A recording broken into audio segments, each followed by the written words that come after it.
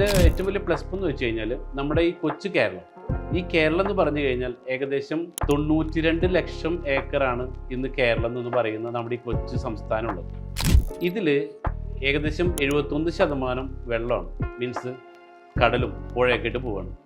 പിന്നെ വരുന്നതിൽ ഒരു 29% ഈ കരയുള്ളതിൽ അതിൽ കാടുണ്ട്, പിന്നെ വിൽക്കാൻ പറ്റാത്ത പ്രോപ്പർട്ടി. അപ്പം ഇനി ഇവിടെ വിൽക്കാനായിട്ട് ആകെയുള്ളത് വെറും 5%, അതായത് ഏകദേശം പറഞ്ഞു കഴിഞ്ഞാൽ വെറും 12 ലക്ഷം ഏക്കറാണ് ഇനി കേരളത്തിന് വിൽക്കാനുള്ളത്. അപ്പോൾ അതുകൊണ്ട് തന്നെ ഇന്ന് നമ്മളൊരു സെൻറ്റിന് ഞങ്ങൾ ചെയ്യണമെന്ന് വെച്ചാൽ 5 സെൻറ്റിന് 10 മുതൽ 15 ലക്ഷം രൂപയ്ക്കാണ് ഇത് വിൽക്കുന്നത്. ഓക്കെ, പക്ഷേ ഒരു 10 വർഷം കഴിഞ്ഞാൽ നമുക്കറിയാം ജനസംഖ്യ കൂടിക്കൊണ്ടിരിക്കുകയാണ്, പക്ഷെ അതേസമയം വിൽക്കാനുള്ള ഭൂമി കുറഞ്ഞുകൊണ്ടിരിക്കുകയാണ്.